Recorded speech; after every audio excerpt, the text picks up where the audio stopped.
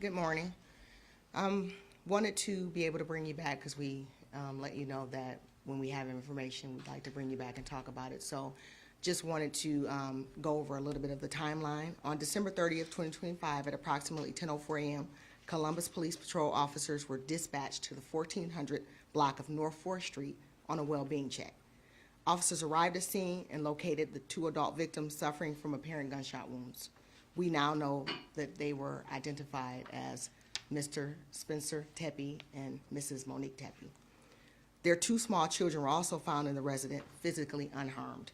On January 10th, 2026, detectives filed warrants charging Michael D. McKee, 39, with 2 counts of murder in the deaths of Spencer and Monique Tepe. Mr. McKee was arrested in Rockford, Illinois without incident. He's currently incarcerated in the Winnebago County Jail and awaiting extradition to Columbus.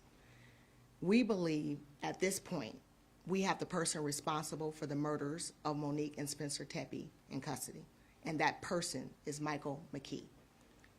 This is still an active and ongoing investigation. Detectives are still going through evidence, tips, and videos. We can't speak to all the specific details related to this case, so we don't want to jeopardize the ultimate goal of conviction. But what we can say, this was a targeted attack. This was a domestic violence related attack. As we know, McKee is the ex-husband of Monique Tepe. We can say that we have the suspect's vehicle on neighborhood video surveillance arriving just before the murders and leaving shortly after. Detectives were able to link this vehicle to McKee. The vehicle was located in Rockford, Illinois, and evidence was found that showed McKee in possession of the vehicle before and after the homicides. We can also say that multiple weapons were taken from the property of McKee, and there is a preliminary link from our NIBIN to one of the weapons that ties it to the homicides. I want to say that our detectives work around the clock to be able to solve this case, but it's equally important to know that while this is gaining national attention, we work around the clock to solve all of our homicide cases. I'd like to bring the mayor up now to have him say a few words. Thank you, Chief, and thank you all for joining us this morning. I want to thank Chief Bryant, the women and men of the Homicide Division who have done an incredible job on this case and so many other cases, 100 cases solved in 2025 because of their tireless work and professionalism and tips and information from the community that helped us achieve such incredible solve rates. I want to thank also members of the press for sharing timely information, including the video footage of the person of interest that we know now is Mr. McKee. Members of the community for supporting CPD's investigation and for continuing to pray and support the Tepe family, particularly these little children. Just want to take a moment to express gratitude, grief, and resolve, not only for myself, but for the entire Columbus community. Grateful to the Division of Police for their professionalism and persistence, and for their tireless work and collaboration that led to this arrest. You followed the facts and evaluated every credible lead with intentionality, integrity, and care for the victims and their families. I also want to thank members of the community who stepped forward with video footage and tips. Like so many cases CPD solved in 2025, the public helped us work this case. It's a clear example of how public safety is strongest when police and community are working together. I'm encouraged by the cooperation that continues to grow between our police and our residents. I pray this collaboration will help us prevent violent crime from happening in the first place, but it's also a powerful, powerful tool for solving crime when it does occur.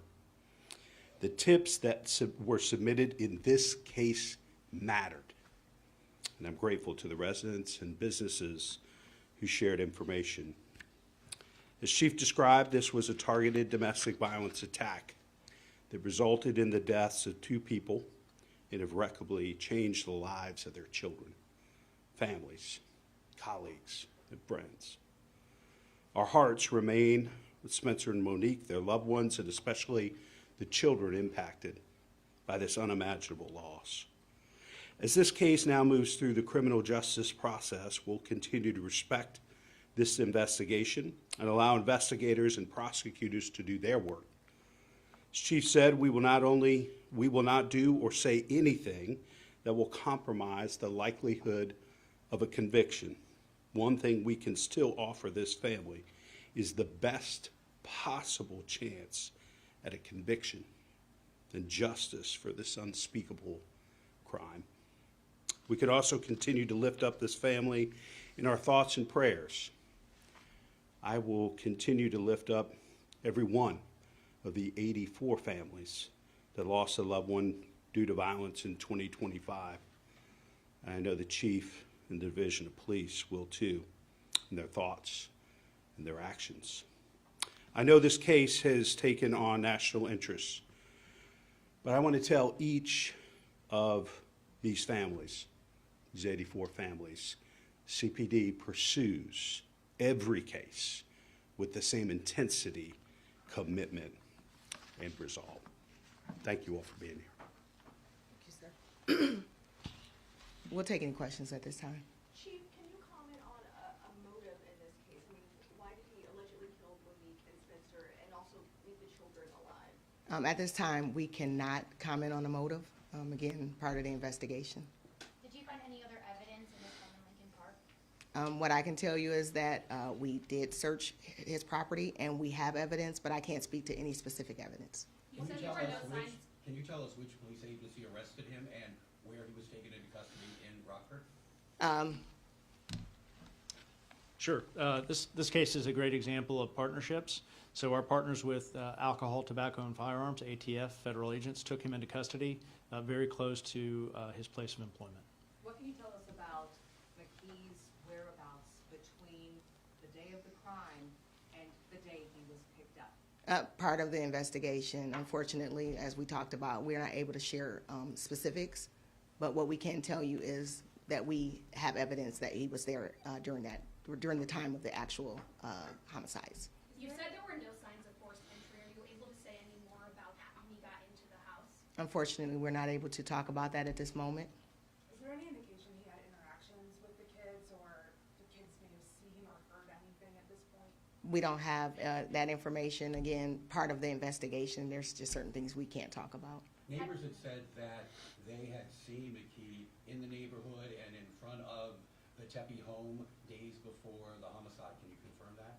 At this time, we're unable to talk about specific information, but again, when we get additional information, we'll be more happy to share it to the public.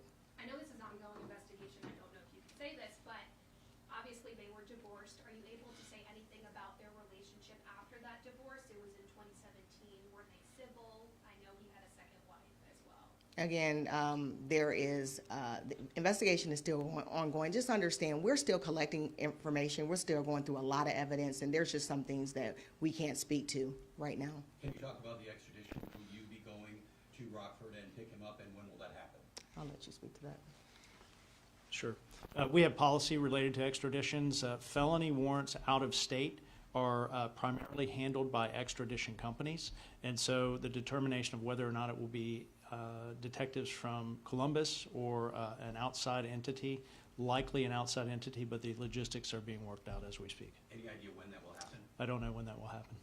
What kind of weapons did you find in his home? We can't speak to specific weapons, but we did recover multiple weapons from the home, from his property.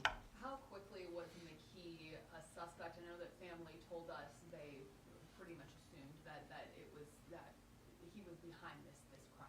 What I can tell you is that every piece of evidence, every tip that we received, we immediately began to investigate it. So I can't give you a specific timeline, but any information that came in was immediately evaluated and investigated. Are you able to say about how many tips you received? Obviously, people became really attached to this case. Do you know specific numbers? We don't have, while we don't have an exact number of the amount of tips that came in, because some of them were the same or similar. So it was numerous, and it was from multiple sources, which was greatly appreciated from the community, the media, the past individuals that were knowledgeable and familiar with the family, and then the residents of the area, which ultimately led us to this day right now. We know digital forensics play we know digital forensics and DNA play a big role in investigations these days, but it doesn't happen in 60 minutes with commercial breaks. Is there any sense of the timeline of when some of that information will become available to you guys through that testing? We're continuously looking for information, waiting for information. Unfortunately, we can't give you a specific timeline, but we're continuously working to get that information in. The family mentioned that Monique previously said that he had been abusive towards her in the past. Was there any evidence or indication of that prior to this incident? What I can tell you is that we did not have any reports, or we did not have any information related to any type of incidents regarding the ex-husband and Monique. Can you tell us if McKee and Mrs. Tepe had any contact leading up to this incident, months, weeks? Any stalking concerns there? Again, what we can share with you, we are sharing with you. There are some things that we can't share for investigative purposes, but what I can tell you again is that we didn't have any reports or anything linked to that specific location as it relates to the ex-husband and Monique Tepe. Do you believe he's the person in the video that you shared, the person of interest? We do. Okay. Thank you, everybody. Thank you.